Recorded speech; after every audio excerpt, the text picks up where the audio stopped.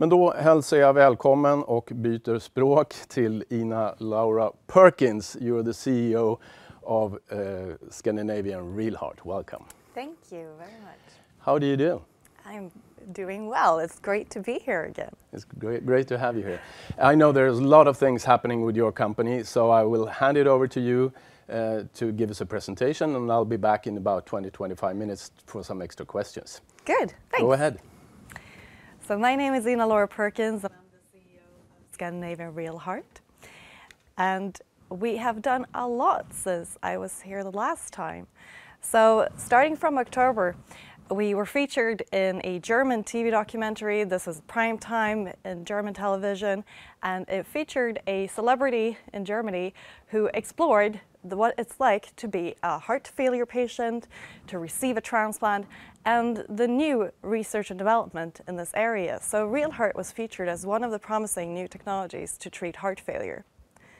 We also completed our third animal implantation and discovered that we need to continue to work on some of the surgical parameters.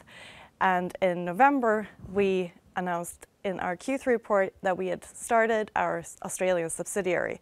Why do we have a subsidiary in Australia? It's because Australia has a great history in the development of heart pumps, especially controllers, with development of 8 controllers for LVADs and 1 for a total artificial heart by the partner that we have, Hydrix. And by having a subsidiary in Australia, it means that we can invest in Australia in R&D and receive a 43% cashback that we can reinvest. So we're, 1, gaining lots of experience and expertise this way, and 2, it's a good way to make our money go further. And we presented also at Skills and Direct in November, and we communicated that there are 3 data packages that one should keep an eye on as an investor. It's our blood tests, it's our animal studies, and our sustainability studies. And with our animal studies, we reached a great new milestone in January where we kept an animal alive for 4 days. 4 days may be a short time thinking about how long a heart failure patient will live with this device, but this is in the range of what was required by our European competitor to reach clinical trials. I'll go into more in detail about this later. And in January, we're also very happy to announce that this is the first human patient simulator in Sweden that we have developed. We did this collaboration together with Royal Institute of Technology. It was also supported by the ETH Zurich in Switzerland, and we received Vinnova funding to create this first really unique patient simulator in Sweden. It means we'll be able to do R&D faster and more efficient. We have also strengthened our medical advisory board. So Ulf Kjellman is a cardiac surgeon. He was actually already on the board of Real Heart in the early days, and then he left for the Middle East and helped set up transplantation and implantation programs of heart pumps, of total artificial hearts in Saudi, and he has then come back to Sweden, and with all of this gained experience and network in the Middle East, joins us back. So the company was developed in 2007, founded by Azad Najjar, medical doctor, and we listed on Nasdaq First North Growth in 2021. Before that, we were in Spotlight. We have 3 sites, so we do all of our product development in Västerås, and then we do the controller development in Australia. And in Stockholm, at the largest hospital, we have the human blood tests of heart pumps. With our team, we're about 50 to 60 globally, but our staff is 12 in Västerås. And we've raised 18 million euros to date in equity investments and over 5 million euros in soft capital. So this includes grants and innovation loans. And what we use this money for is to develop the world's first 4-chamber artificial heart. And we're doing the preclinical testing and product development. And this is intended to be a permanent replacement for heart failure patients. The team we have is myself. I'm a biomedical scientist with a background in blood innovations, focusing on stem cells and heart failure, and then going on to being the head of research at Cal and Cardio, developing a new LVAD. We also have Martin Cook. He's our chief of operations. He's taken 2 heart pumps to market in the EU and the US and won the Australian Design Prize 2 times for heart pump design. Another star in our team is Thomas Finocchiaro. He's our CTO. He joined us from our competitor, Reinhardt, and he has over decades of experience of developing artificial hearts. Another unique member of our team is Oliver Voigt. He used to be the CEO, general manager of Syncardia in Europe. So he has developed the total artificial heart market from 2 countries in Europe to 26 countries in Europe and the Middle East. So if anybody knows how to sell an artificial heart, it is Oliver. And we have our vision that no one should die from heart failure. And this is because this is a very deadly disease that's affecting a large number of people worldwide. So 64 million patients suffer from heart failure worldwide, and 50% of patients die within 5 years of their diagnosis.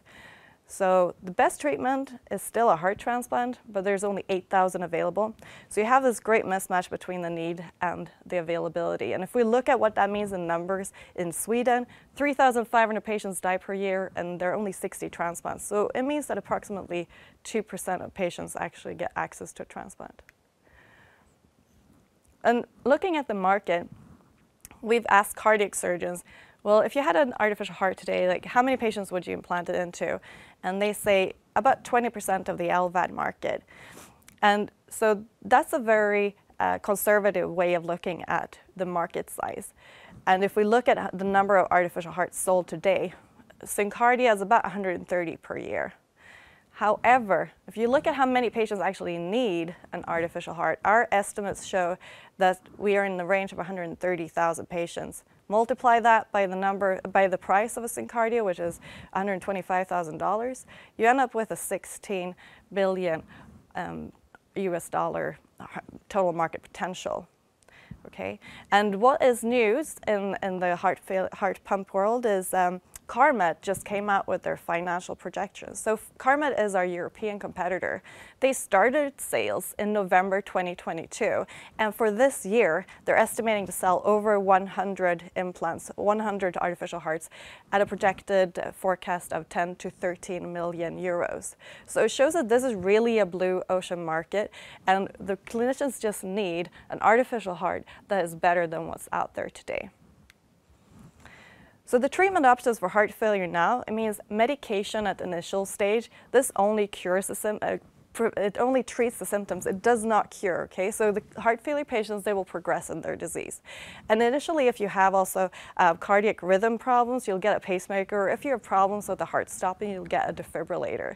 The patients that develop really severe heart failure, so this is New York Heart Stage 3 on the left side, they'll be candidates for a heart pump, which is called a left ventricular assist device.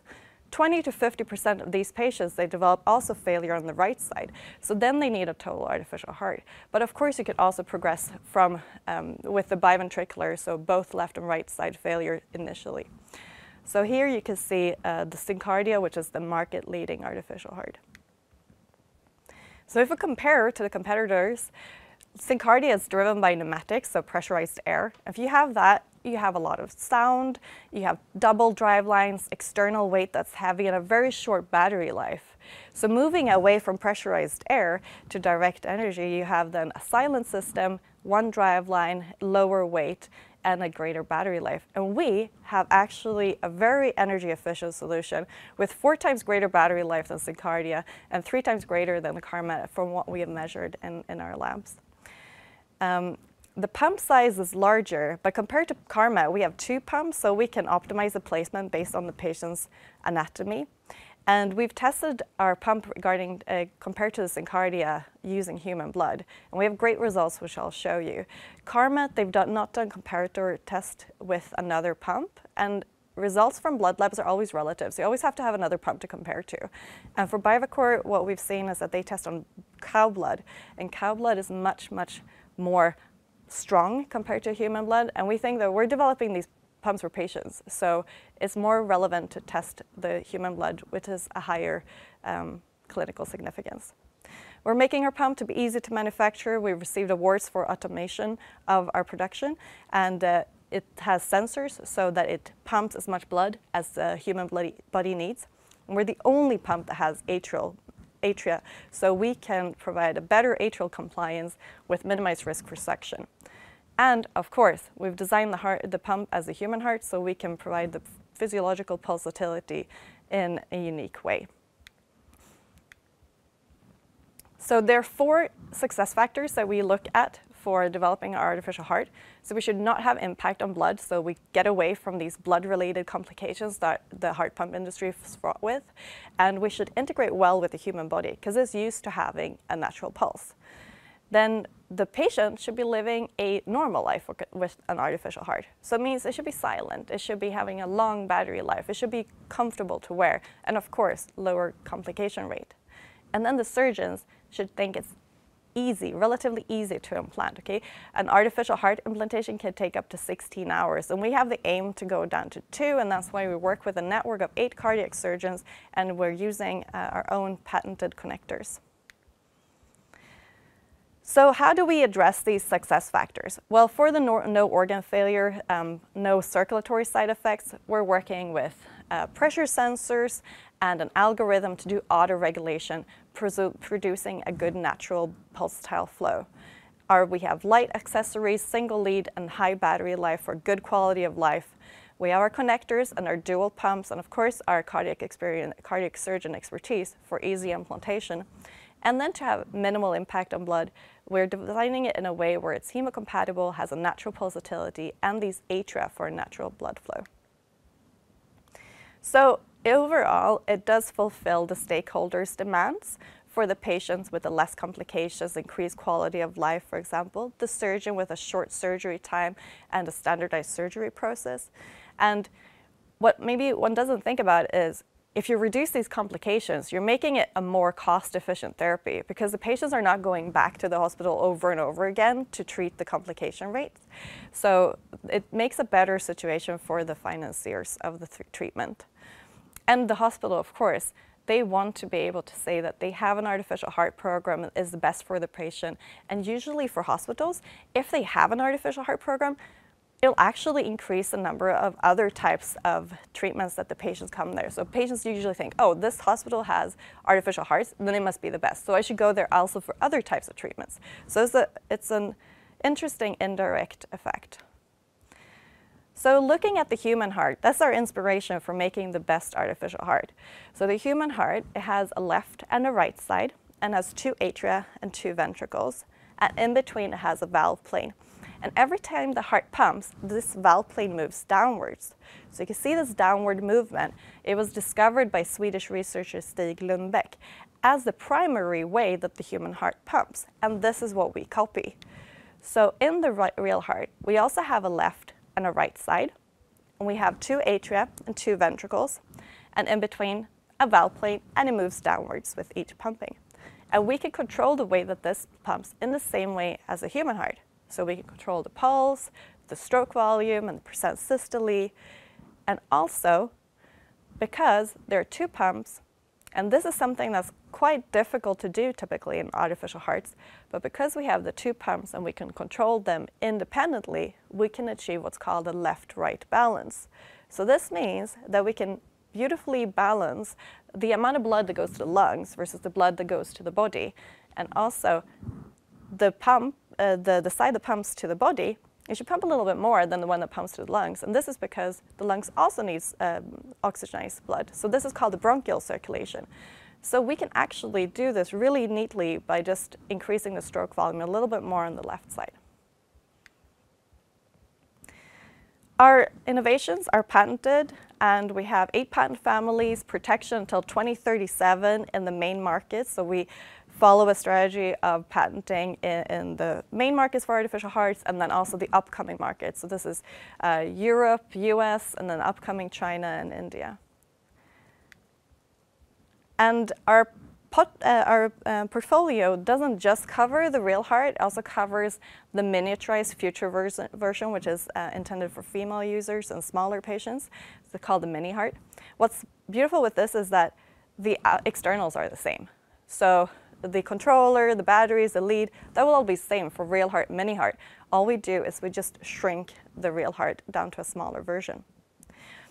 But to really live a normal life with an artificial heart, one doesn't want to have a cable. So we are also having this very highly energy efficient system, which will be possible to use for TETs or wireless energy transfer via the skin in the future. But our patent portfolio also covers use of the technology as a VAD and as, for example, ECMO or heart-lung machine. So to get to the market, we asked the FDA in a meeting, what do we need to do? Well, you need to deliver 3 data packages: blood studies, in vivo studies, and reliability studies. And that's what we're working on in our preclinical testing. So for hemolysis, equal or less than a clinical comparator animal trial, there we're looking at what our competitor has done. They implanted 4 animals, 2 lived for 4 days, 1 for 8 days, and 1 for 10 days. So this is what we're looking at as our target. And for reliability, submerging systems into a saltwater bath and letting them pump for 6 months. And here we have great results from earlier prototypes and for components, and we're getting ready for our clinical version. And then this will lead to doing a small clinical trials in humans. And this target is in 2024, so we're aiming to be in the clinic in 2024, starting a first-in-human study. And if we look at what has been done before, French competitor, they implanted 14 patients and then they received the CE mark. So we're imagining that this is going to be in the range of what we need to do as well. And then, but we also work in parallel towards the US, and because we want to be prepared for both markets in the end, aiming for a market launch in 2025 to 2026. We believe we need 40 million euros to reach the market. And we received already the EIC Accelerator Award, which is giving us 2.5 million euros and a nomination for 15 million euro equity investment. So to reach the clinic, we are working a lot with key opinion leaders. So we have a lot of good relationships already.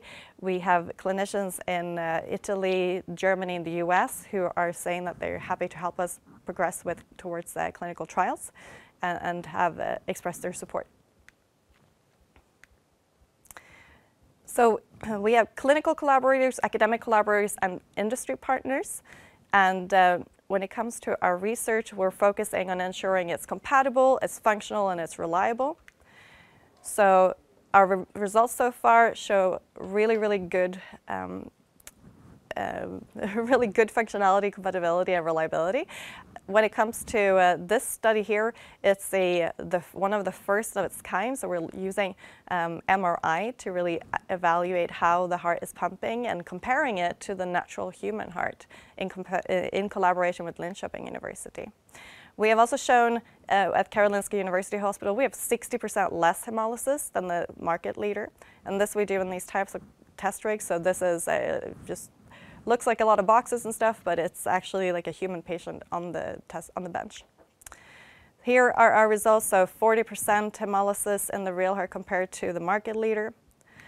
And in our animal studies, we've shown that we have physiological flow, which is really pulsatile, also translates to pressure pulsatility in the aorta. We have strong, good blood pressure and oxygen saturation, and a good left-right balance. So 4 days survival, and we didn't see any hemolysis, and this is crucial for the complication rate in patients. So you do not want to see hemolysis, which is great that we didn't see it. We also did not see any blood clots in any other organs, so no thromboembolic events. We had a short procedure, so less than 2.5 hours heart-lung machine time, and we believe we can reduce this further, so we've identified ways to optimize. The animal needs more blood than the human, so we reached 8 liters of blood per minute, so this is what we've seen in the lab, and we could confirm it in vivo, and a good left-right balance. And something else is that we were also able to exchange the controller. So this is something that's done in the clinic for artificial heart patients. Every now and then you may need to change the controller. It means a controlled heart stop. So we were able to remove the controller, the heart was stopped, we put it back, and the heart and the sheep continued to live. So the bottom here shows that on the left you have a natural heart, on the right you have a real heart. On the right, there's no ECG detection because there's no heart in place, no natural heart in place, but we still see great physiological pulsatile pressure, good central venous pressure, and oxygen saturation. Here's just a picture of the plasma. So you'd expect, if with hemolysis, to see a color change towards orange or red. We have perfectly beautiful yellow plasma. Right now, we have a stock option opportunity. So during February, one can buy these stock options. And so this is something that is still trading. And it doesn't matter really what I say. I think this is a great project, but all that matters is what the clinicians say, and they're so far very positive. So thank you very much for your time. Thank you so very much, Ina Laura.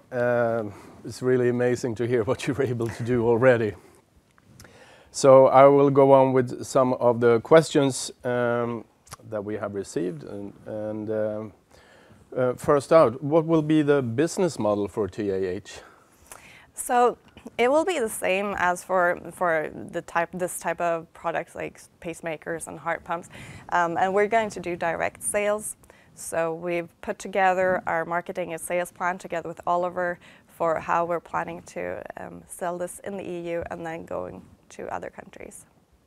If all the studies, clinical and so on, and the product development goes as planned, when can we see the first artificial heart from you on the market?